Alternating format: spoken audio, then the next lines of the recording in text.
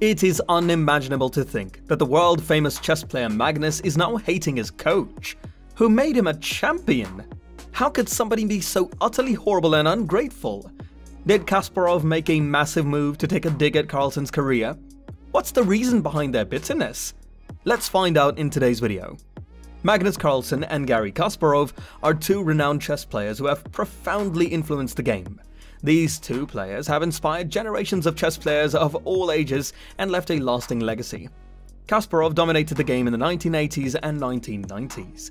From 1985 to 1993, he held the title of undisputed world champion, and for many years after that, he was still among the best players in the world.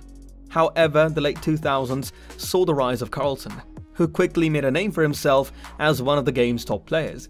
In 2010, he became the youngest man to ever hold a top spot and has maintained it for most of the last 10 years. Even though they were on good terms with each other, things have taken a turn these days.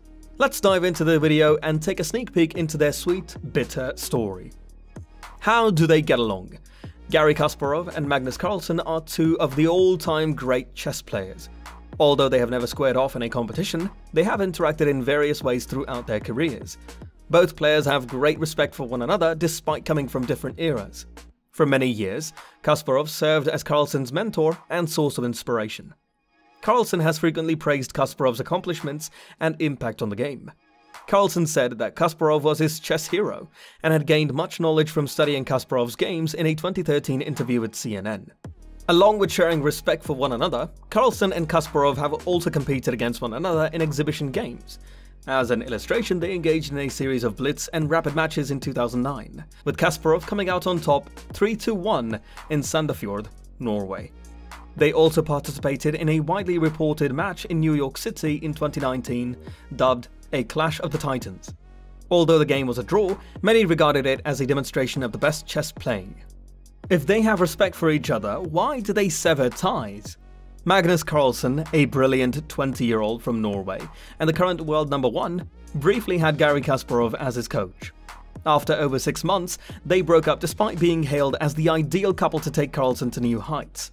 But there was a personality clash when the two met at a training camp before the significant Dutch tournament of Chorus 2010. While the easygoing and iconic Carlsen avoided conflict, Kasparov was a strict, critical and outspoken coach, shaped by the Soviet system. In round 9 at Chorus, Carlsen played white against Vlad Kramnik, who had humiliated Kasparov in their 2000 world title match, and that was the turning point. In the end, Kramnik sensed what was happening and won beautifully to hand Carlsen his first loss in 39 games. He then rubbed it in at the subsequent press conference, describing it as one of his best victories ever. He then refused to speak with Kasparov for the remainder of the Chorus tournament. Second, after defeating Ian Nepomniachtchi in Dubai, Carlsen said he would only defend his title in 2023 if grandmaster Alireza Firuza, then 19 years old, won the candidates tournament. However, Firuza lost that match, and Carlsen renounced his world title.